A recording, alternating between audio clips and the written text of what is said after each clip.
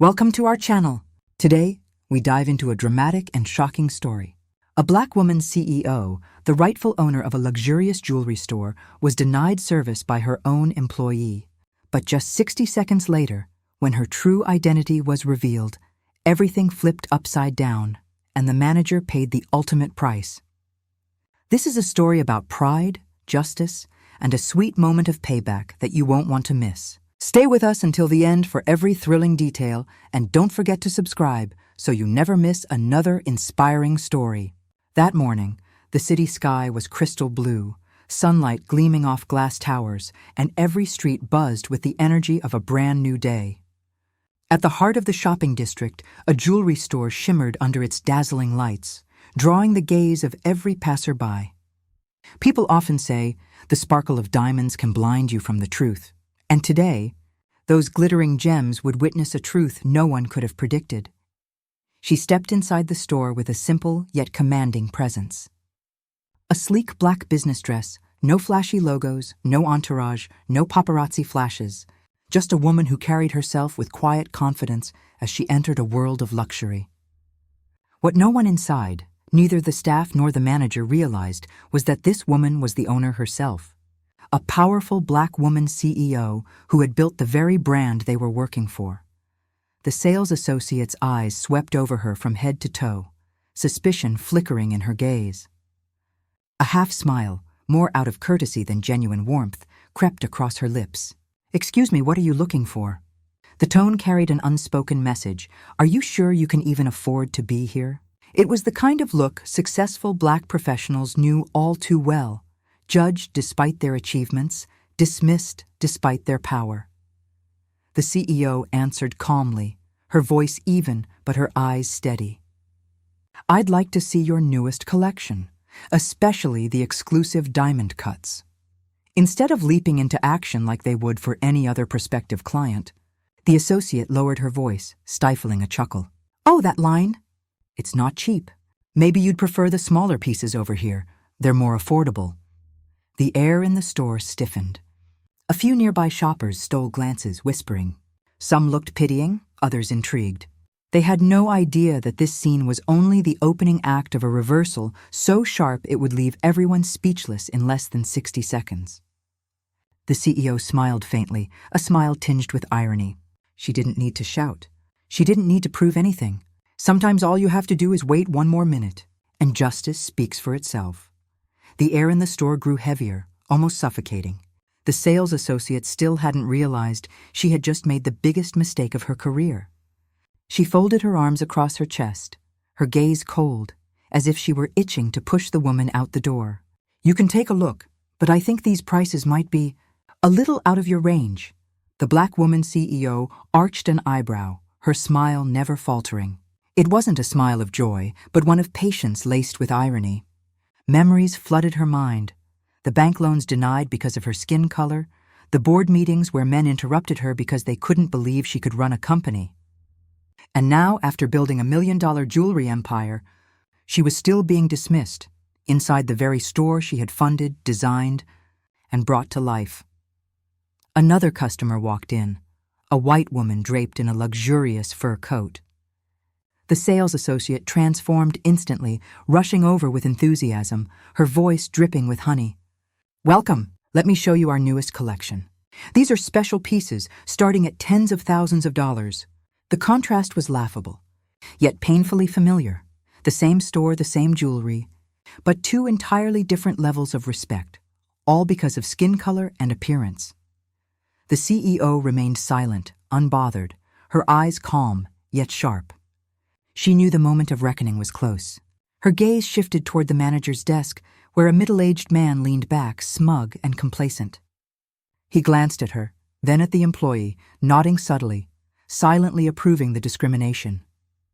"Interesting," she whispered, her voice low but steady. It wasn't just anger that flickered within her. It was resolve. Resolve to prove once again that justice always finds a way to speak, no matter how deeply buried under prejudice it may be. The jewelry store now felt like a stage, with the customers as the unwitting audience to a drama about to unfold. None of them knew they were seconds away from witnessing a reversal so sharp, It would leave their jaws hanging. The black woman CEO walked slowly toward the display, case where diamond necklaces sparkled under the lights. She gently tapped the glass, as if testing the brightness, though it was really just her way of controlling the simmering fire inside. The sales associate swooped in, blocking her path like a human shield. "I'm sorry, these items aren't for you. This is our premium collection, reserved for VIP customers only." Her tone was honeyed, but her eyes betrayed the contempt. A few shoppers whispered, eyebrows raised, lips curled into smirks. Who did this woman think she was? A black woman in a plain business dress, daring to ask for the exclusive line? Ridiculous. What they didn't know was that in just a matter of seconds, the very woman they were mocking owned every single gem in that store. The CEO sighed softly. She had no need to raise her voice, no reason to argue. Instead, her eyes shifted toward the small sign on the manager's desk. Neatly engraved, "Store Manager, Richard Collins." Her lips curled into a faint, knowing smile. "Bring me your manager," she said, her voice low yet commanding. The associate arched a brow, visibly annoyed. "He's busy. If you'd like to file a complaint, just leave your number and we'll get back to you." But the CEO stood her ground, arms crossed, poised and unshaken under the glow of the chandelier. She wasn't going anywhere, and in the very next moment, the name Richard Collins would be called, ushering him into the most unforgettable 60 seconds of his career. The sharp click of shoes echoed from the back of the store. Manager Richard Collins emerged, strutting with an air of false authority. Tie perfectly straight, crisp white shirt, the smug face of a man more used to barking orders than listening. His eyes swept the room like he was the star of the stage, until they landed on the black woman standing tall at the center. "What's the issue here?" Richard asked, his tone impatient, clearly annoyed at being interrupted. The sales associate rushed over, whispering a quick summary in his ear. A smirk spread across his lips, smug and dismissive. He folded his arms, lowering himself slightly, as though speaking to someone beneath him. "Ma'am," Richard began, feigning politeness but dripping with disdain. "In our store, premium pieces are reserved for customers who truly qualify. If you'd like, my staff can show you something more." Within your budget, the store froze. A few customers gasped at his bluntness. Others nodded as if the discrimination was somehow reasonable. But one woman stood steady, calm and unshaken, the CEO herself. She didn't lash out. Instead, she stepped closer, her gaze sharp as a blade. Her voice rang out, cold yet commanding. "Are you certain you want to keep that tone?" With the actual owner of this store, her words struck like lightning. Silence swallowed the room, all eyes glued to the woman who, just minutes before, had been mocked. Richard blinked rapidly, his smug grin freezing on his lips. And within the next 60 seconds, his career would collapse before the stunned witnesses who never saw it coming. The atmosphere in the jewelry store thickened, heavy with shock. Customers stood frozen, barely daring to breathe. The sales associate was pale, stiff as a statue, while Richard, the once arrogant manager, blinked rapidly, struggling to force a smile that twitched awkwardly at the corners of his mouth. "Oh, owner," he stammered, his voice hoarse. The word dissolved into the tense silence, swallowed by the pounding heartbeat of those who had just mocked her moments earlier and now trembled at the truth. The CEO didn't need to argue. She pulled out her phone and quickly opened a photo. A snapshot from the store's grand opening 2 years ago. There she stood, scissors in hand, cutting the ribbon beneath the glowing logo of the brand she had built. She turned the screen toward Richard, her eyes sharp as steel. "Do you need any more proof?"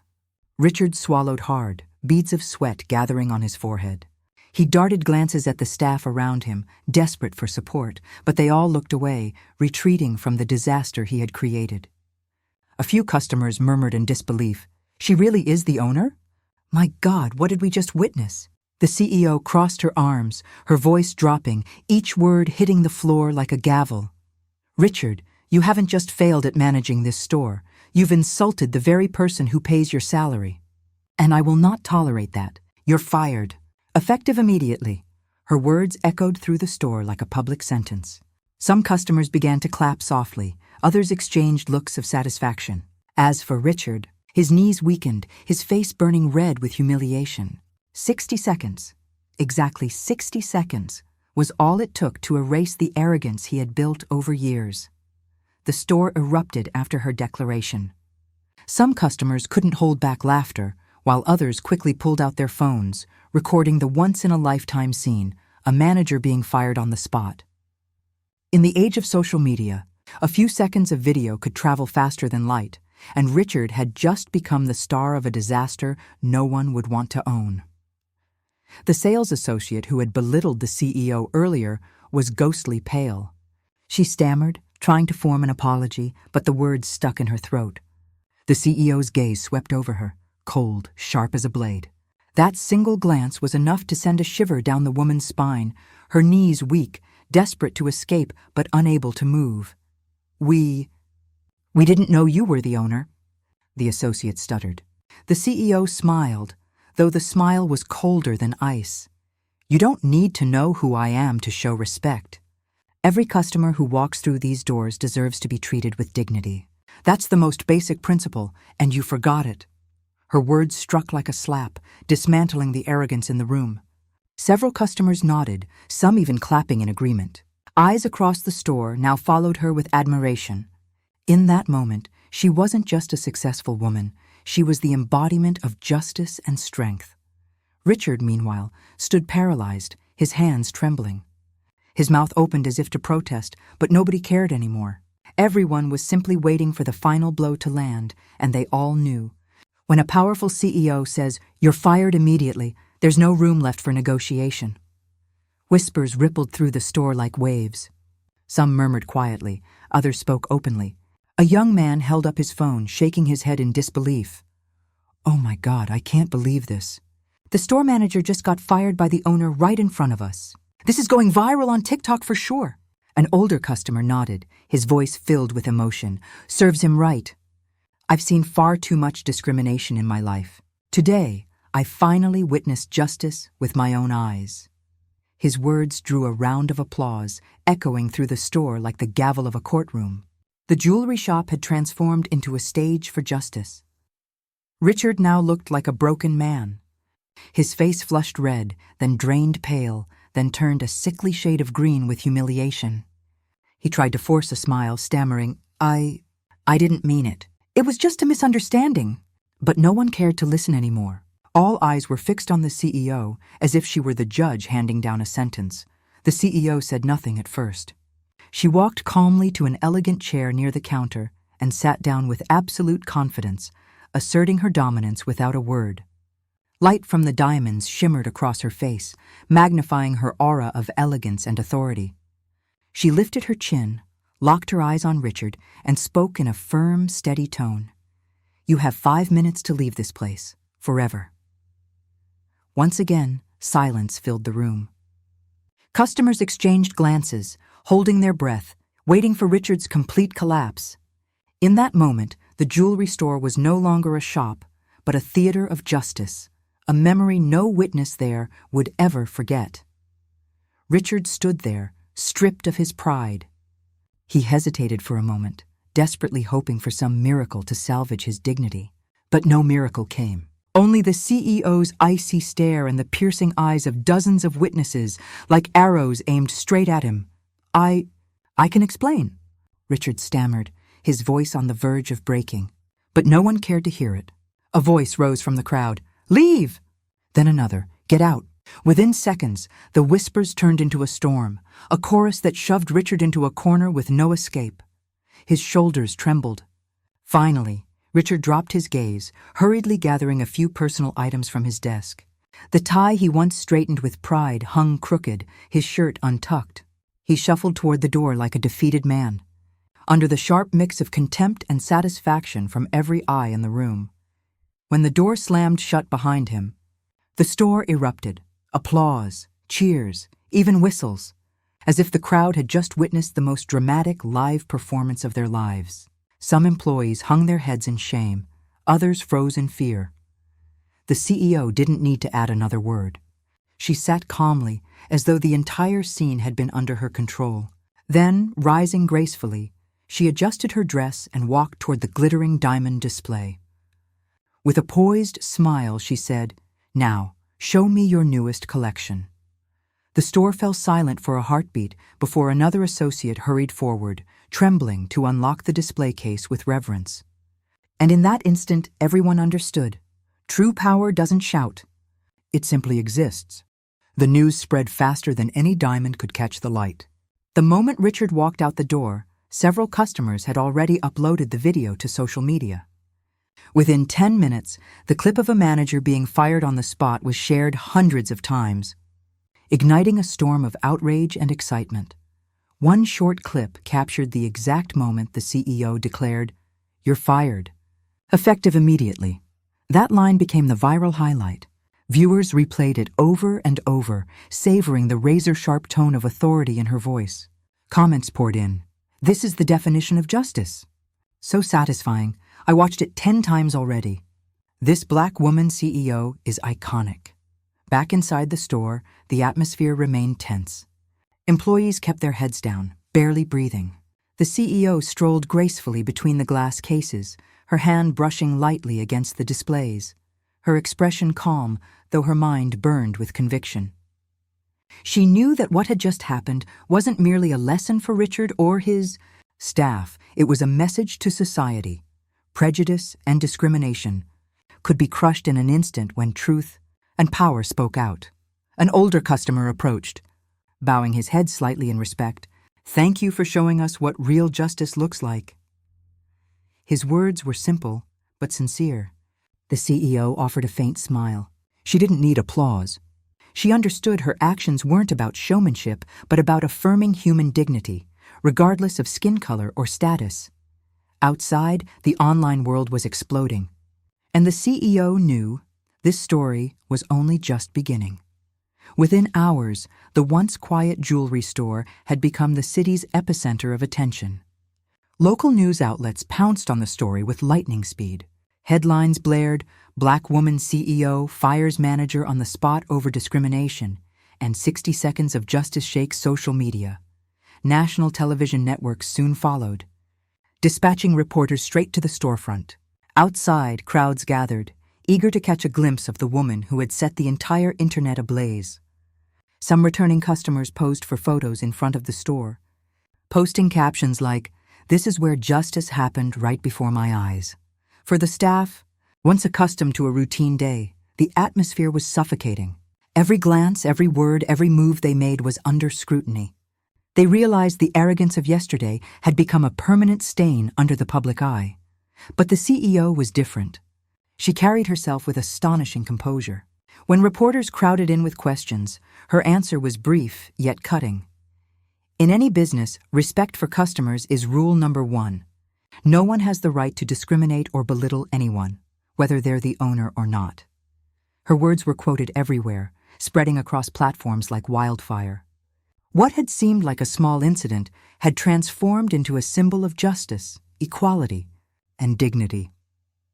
Under the blinding flashes of cameras and the roar of the crowd, the CEO understood her battle was no longer confined within the store walls. It had become a fight on the global stage of public opinion. As the story spread, public opinion split sharply into 2 camps.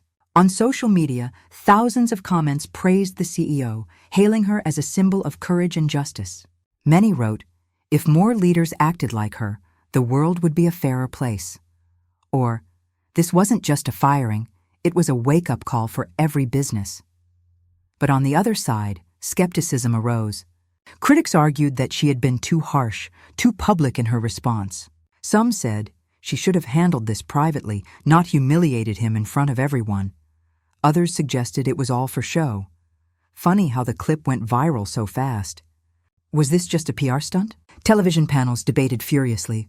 Certain commentators applauded the moment as 60 seconds of justice and a landmark example of the power of black women in business. Yet others cautioned that such drastic action might backfire, tarnishing the brand with unnecessary scandal. The CEO watched all of it quietly. She knew anyone who stood against prejudice would face controversy, but she was unshaken. To her, the truth was clear. A manager who practiced discrimination didn't deserve leniency.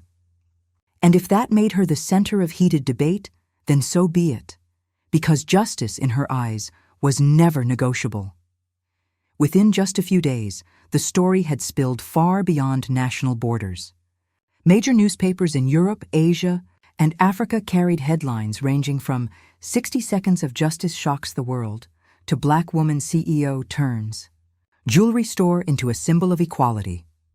International news channels replayed the clip dozens of times in their primetime broadcasts.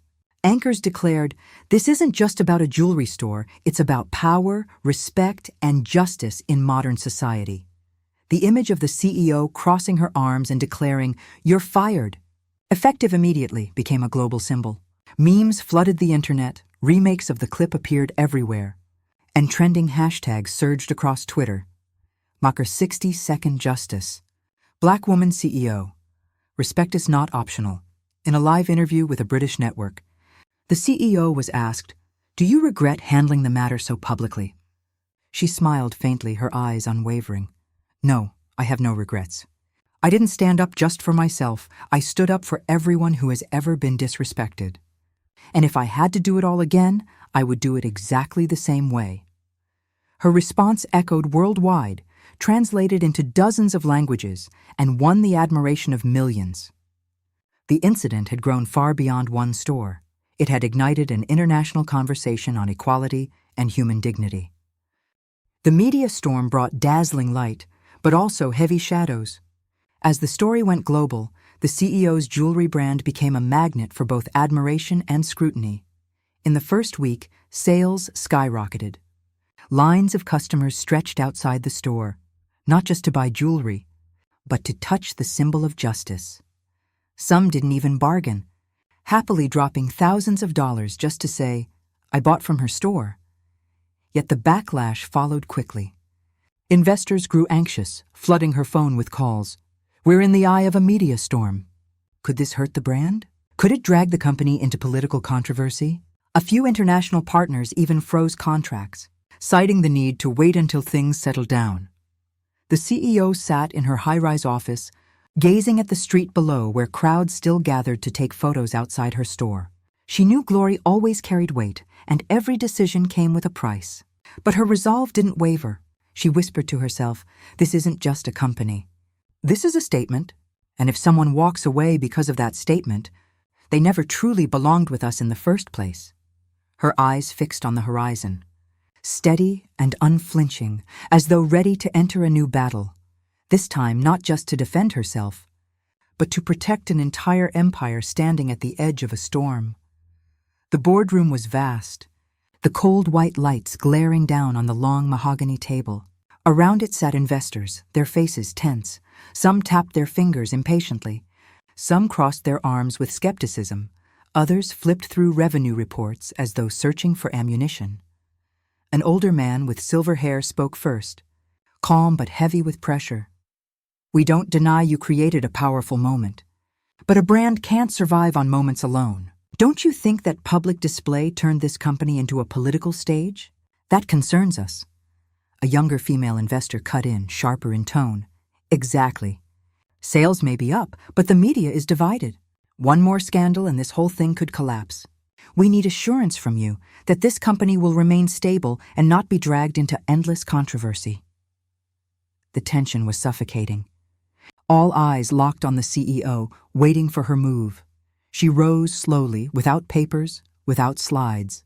Only her voice carried through the room, steady and resonant. "You invested in me because you believed in this brand. And a brand is not just diamonds or gold. A brand is values. The value of respect, of justice, of human dignity. If we abandon that for a few numbers, then we are no longer a brand. We're just another store selling trinkets." The room fell silent. Some lowered their gaze. Others showed a flicker of doubt in their eyes.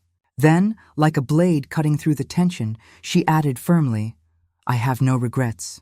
If this causes some to walk away, I accept it. Because those who stay must understand, justice is not a burden.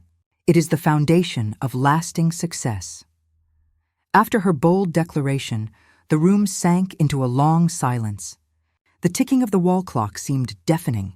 Finally, one of the largest investors, Mr. Harris, known for his conservative stance, rose slowly to his feet. He cleared his throat, eyes cold as steel. You have ideals, but we invest for profit, not for social movements. I cannot risk millions on this. I'm pulling out. His words detonated like a bomb. A few others nodded in agreement, quickly announcing, "So am I." Empty chairs began to appear around the table, the atmosphere shifting into an undercurrent of storm. But unexpectedly, a young investor in the corner, face lit with conviction, stood and declared firmly, "It's because she dares to do what others won't that I want to invest more." A brand that stands for justice has a future. Customers aren't just buying diamonds, they're buying the story, the values. The room stirred. A middle-aged businesswoman spoke up. "I had my doubts. But seeing the surge in sales and the groundswell of support, I believe she's right. I'm staying." The balance shifted. Half the seats empty, half committed. The CEO watched it all with calm composure, neither elated nor disappointed. She knew one truth. To build an empire that endures, you must filter out the weak. Those who remain will walk with her into a brighter future.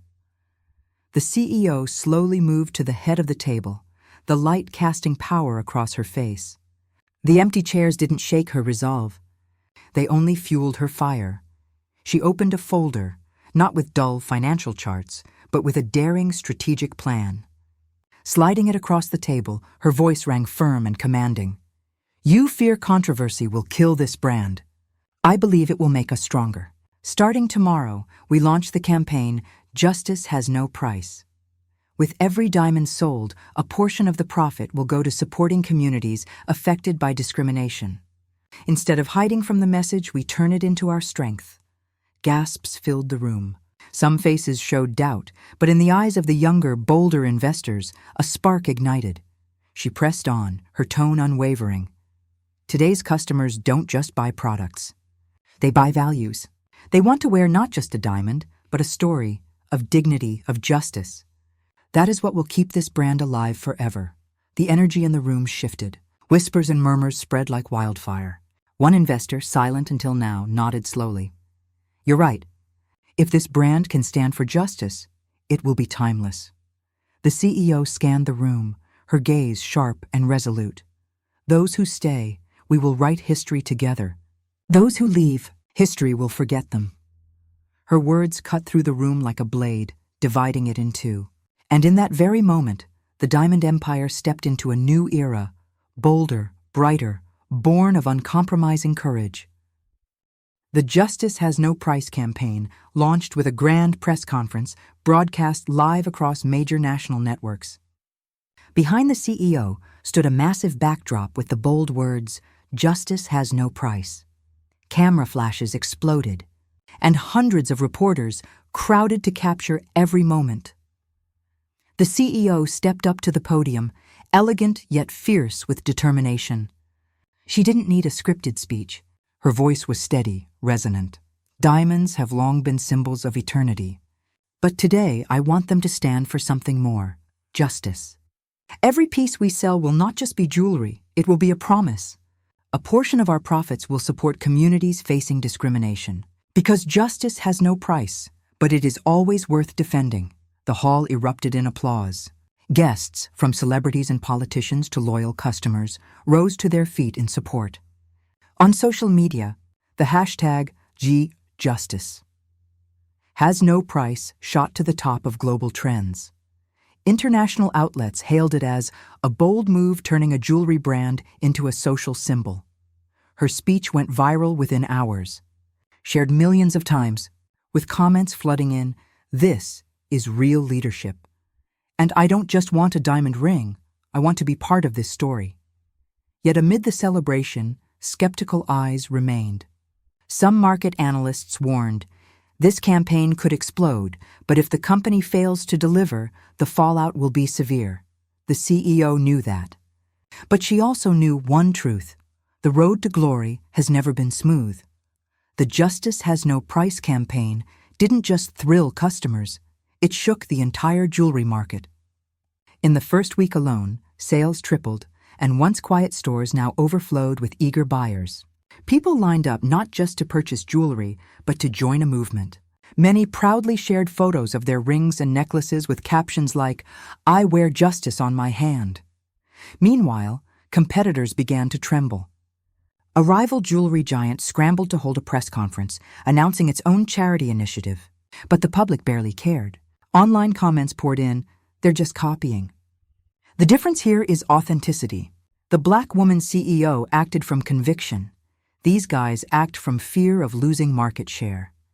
The media dubbed it the 60-second effect, a destiny-shifting reversal that sparked a storm of change. Marketing experts weighed in.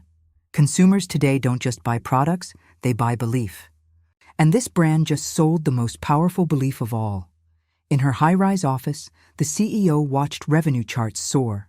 But instead of gloating, she smiled quietly. She knew this wasn't just about profit. It was the beginning of a long journey to turn her brand into a symbol. And every symbol must face trials, from market pressures to the attacks of those who would try to snuff out the light of justice. Even as sales soared and the campaign spread like wildfire, arrows began to fly from the shadows. Anonymous posts on social media accused the CEO of staging the incident for PR. Some claimed Richard had been nothing more than a pawn in a carefully planned drama. Tabloids seized the chance, splashing sensational headlines: "Justice or marketing ploy? Angel CEO or master manipulator?" These lines spread nearly as fast as the original video, stirring controversy everywhere. Behind the scenes, warnings poured in. There are forces that don't want you to become a symbol. They'll smear you, they'll sabotage you any way they can. She listened, nodded calmly, her face unshaken. She knew, the brighter the light, the harder the darkness tried to swallow it. Meanwhile, her supporters remained loud and fierce. Thousands of customers wrote, "I don't care why she did it. What matters is that I feel inspired." Advocacy groups publicly rallied behind her, calling her the flag bearer of justice in business. She looked in the mirror, seeing her own reflection, tired eyes but burning with resolve. She whispered, "They want to tear me down?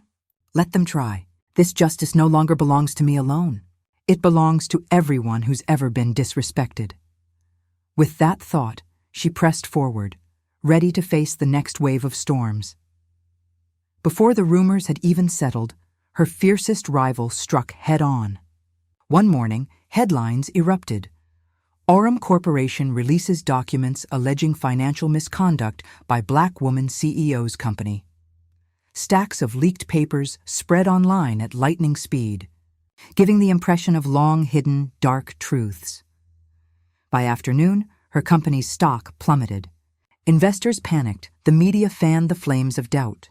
TV anchors posed sharp questions. Is the powerful CEO truly clean or just a polished image? Inside her office, lawyers and PR staff scrambled into action. A junior employee blurted nervously, "Ma'am, if we don't respond immediately, they'll seize control of the narrative." The CEO sat still, fingers tapping rhythmically on the table. She knew this was no ordinary storm. This was war. Yet instead of panic, her eyes glimmered with steel. "This isn't the first time I've been tested," she said, her voice calm but commanding. "They want to smear me with lies. I'll confront them with truth. And truth has nothing to fear." She rose, turning to her legal team. "Prepare a press conference tonight. I'll face this myself, no dodging. If Aurum wants a war, then they'll learn I'm not just a CEO. I am a defender of justice." The room fell silent, then erupted in nods of agreement. A historic showdown was about to begin. That evening, the press conference hall overflowed with reporters. Camera flashes burst relentlessly, a buzz of whispers filling the air like a swarm of bees. Behind the podium, a massive screen displayed the company logo and a bold new motto: "Truth has nothing to fear." When the CEO walked out, the room held its breath. She wore a simple yet elegant black suit, her eyes steady as they swept across the hall. No smiles, no evasions, only unflinching resolve. Her voice rang out, clear and commanding. "Today, you've all seen the documents our rival released. They want to turn truth into lies and lies into truth. But this company has nothing to hide." She motioned, and her assistant projected audited financial statements on the screen. Every figure transparent, every note stamped with international audit seals. She pressed on. Here is the proof. Every transaction, every number is clean. We are prepared to open all records to any independent authority that wishes to verify. Because we don't just sell diamonds, we sell trust. A reporter raised a hand.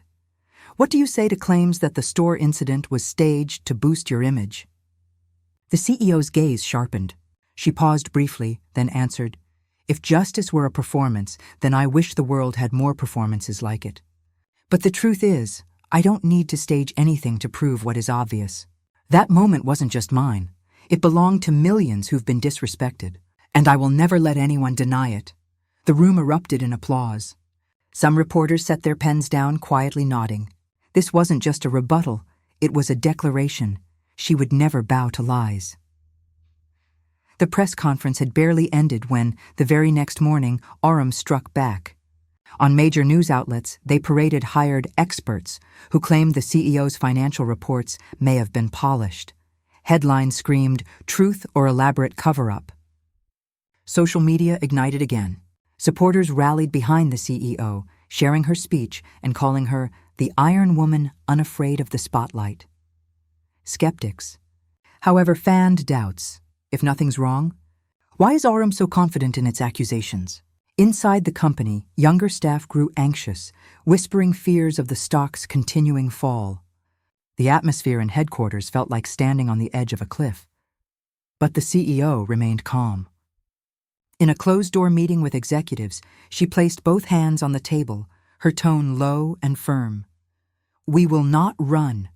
Every time they attack, we respond with transparency and action. If necessary, we'll invite independent international auditors immediately. The cleaner we prove ourselves, the more desperate they'll look. One senior director asked nervously, But they're playing dirty, using money to control the media. How do we fight that? Her gaze locked on his, sharp and blazing. We don't need to control the media. We have something stronger, the trust of the people. And when the people are with us, no corporation can defeat us. At that moment, fear gave way to resolve. Faces around the table lit with renewed determination. They knew this wasn't just a corporate battle. It was a war of trust. And they had a leader ready to march at the front. 2 days later, while public opinion still swirled with Aurum's accusations, the CEO unleashed a move that stunned the market. She announced that her company had formally invited 3 independent international audit firms to review every financial record, pledging, every number will be revealed, nothing hidden. The news hit like a bombshell. Media headlines screamed, an unprecedented bold move in the jewelry industry. Critics suddenly found themselves cornered. Knowing if Aurum's claims proved false, their credibility would be shattered. But she didn't stop there. The CEO launched an online platform called Diamond Transparency. The site allowed customers, investors, and even the general public to track real-time financial updates. Every expense, every contract, every revenue stream displayed openly. Tech experts hailed it as a transparency revolution in business. News anchors marveled live on air. While her rival spreads rumors, she throws open the doors for the world to see. This isn't defense, it's a masterstroke of offense. On social media, our Diamond Transparency surged to the top of global trends, with comments flooding in. Never seen a CEO go this big. This is how you turn an accusation into pure gold. In her office, the CEO gazed out at the glittering city lights. In her eyes shone not only pride, but the serenity of someone who knew. Once you choose the path of justice, there is nothing to fear. On the day of the audit results, the world seemed to hold its breath. Hundreds of reporters crowded the lobby, cameras broadcasting live to millions. No one wanted to miss the moment the truth would be revealed. Representatives from 3 independent international audit firms, renowned for their rigor, took the podium one by one. The first opened a thick report, his voice booming through the hall. We have reviewed all books, contracts, and transactions from the past 3 years. The result? Complete transparency. No financial misconduct whatsoever. The hall erupted in thunderous applause. Some even wept with emotion. Reporters raced to their phones, typing headlines. Black woman CEO cleared in stunning vindication. Justice defeats lies. The second representative continued, face stern. We confirm that Aurum Corporation's allegations are baseless. This case stands as a landmark example of a company facing scrutiny with absolute transparency. On social media, when justice prevails exploded, with millions celebrating as though watching a championship win. Netizens mocked, Aurum just dug its own grave. This is the cleanest knockout punch in business history. Meanwhile, the CEO smiled calmly. She stepped to the podium, her voice ringing with power. Thank you for waiting for justice with me. Today, we've proven one thing. Transparency does not kill a business, it makes it immortal. The hall rose to its feet in a standing ovation. Her name was now etched into history, not just as a powerful CEO, but as a symbol of truth triumphing over lies. When the audit results were made public, the shockwave didn't just hit the public, it crushed Aurum. Within 24 hours, their stock price plummeted like a stone into a canyon. Headlines screamed, Aurum faces greatest crisis in its history. Furious shareholders stormed headquarters, demanding answers from leadership. A viral video showed a top investor slamming his fist on the table, shouting, "You've made us a laughingstock." You tried to destroy her, but you've only destroyed yourselves. Journalists dug deeper, uncovering that Aurum had spent tens of millions bribing experts and tabloids to fabricate accusations. The revelation poured gasoline on the fire of outrage. Netizens mocked, Aurum doesn't sell gold, they sell lies. The hashtag Aurum Exposed flooded social media worldwide. Meanwhile, the CEO shone brighter than ever. Appearing on national television, she stayed calm, never once attacking her rival. She simply said, lies may echo loudly for a moment, but truth always endures longer. The line was quoted everywhere, from prestigious newspapers to viral posters online. Aurum, meanwhile, collapsed inward. Top executives were forced to resign under shareholder pressure, senior staff abandoned ship.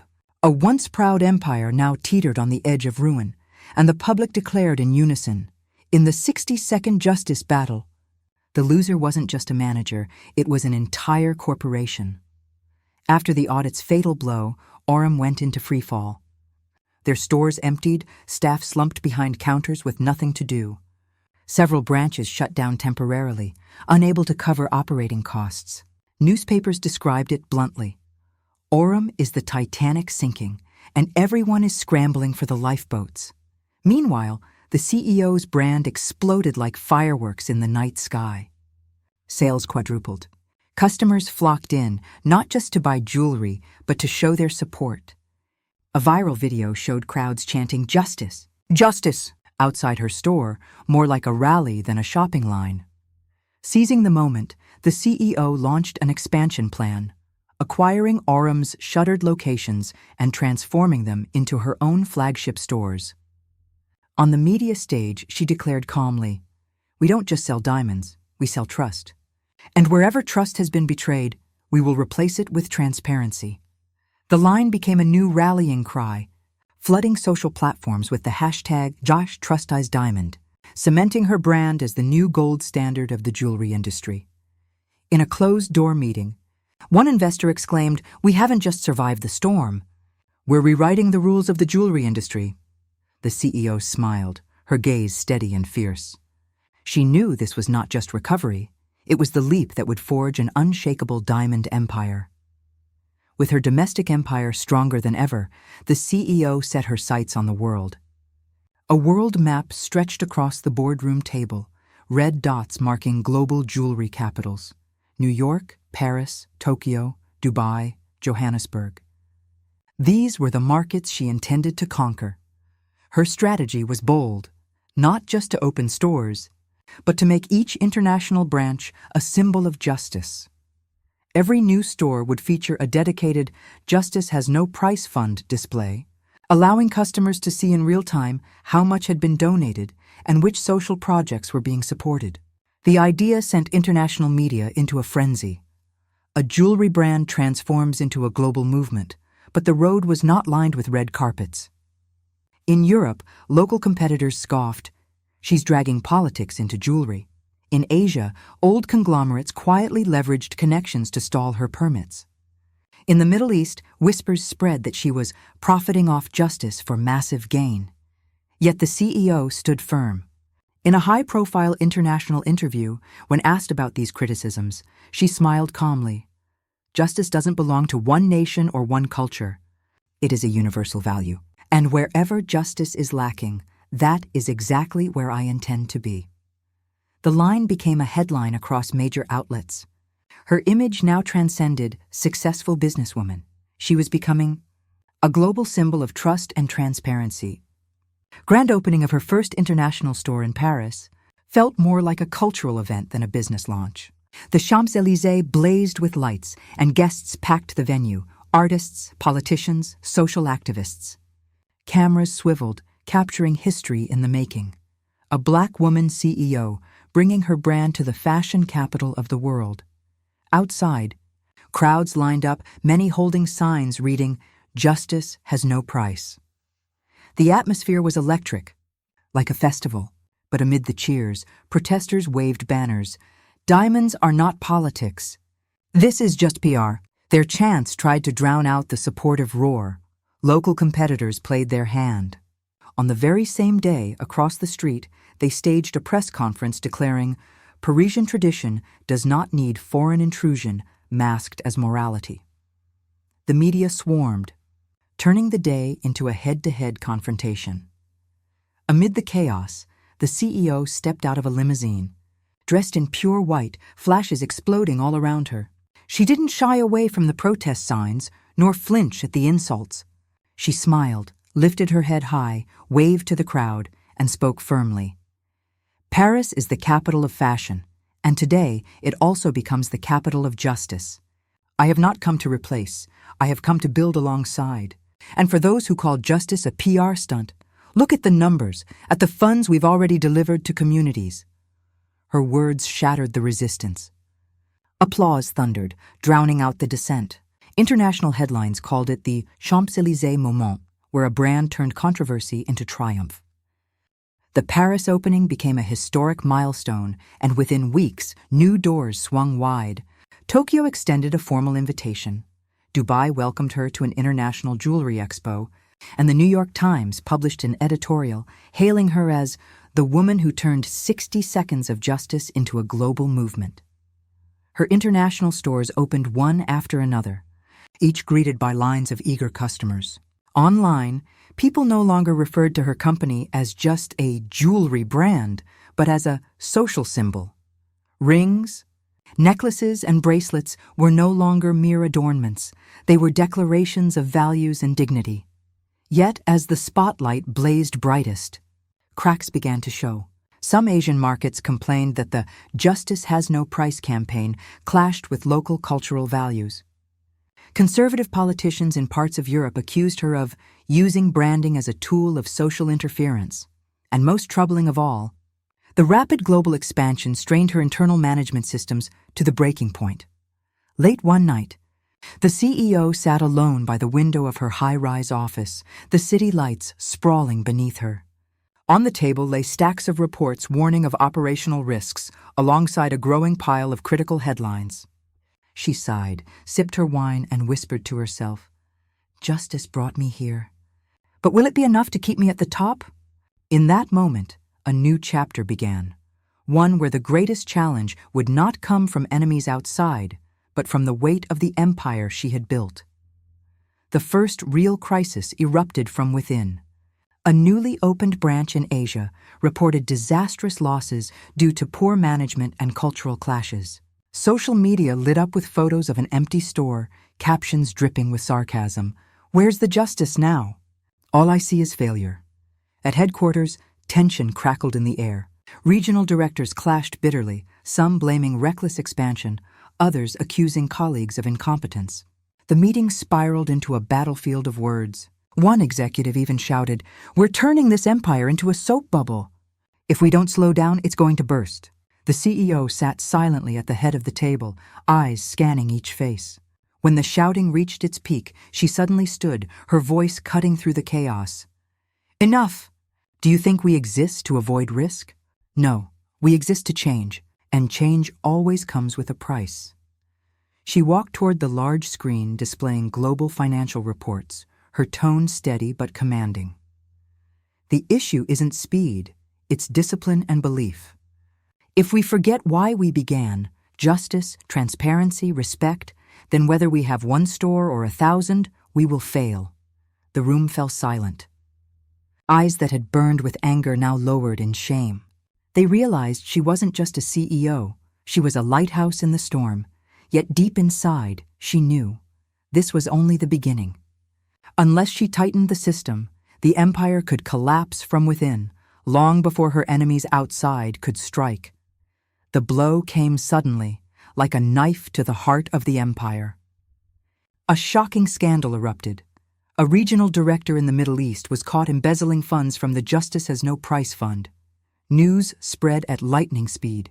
Enemies outside reveled, and headlines screamed, "Justice Fund or Corruption Fund?" The company's stock tumbled and public trust wavered. Images once symbols of pride, long lines of customers, viral slogans, were now paired with sarcasm and doubt. One analyst bluntly declared on live TV, "She may believe in justice, but her empire is too big to control. One crack is all it takes for the castle to collapse." In her office, the CEO stared silently at the internal report. The numbers, the evidence, it was undeniable. The man she had trusted, personally appointed, had betrayed her. Other executives urged her, "We should stay quiet, fix this internally, and avoid more backlash." But she knew silence was death. Rising from her chair, eyes blazing with resolve, she declared, "No, we'll make it public. I will face the people myself, admit our failure, and prove that justice isn't just words, it's action, even when it hurts the most." It was the hardest decision of her career. She knew that stepping forward and confessing this failure meant placing her entire reputation on the line. But to do otherwise would turn everything she had built into a castle of sand.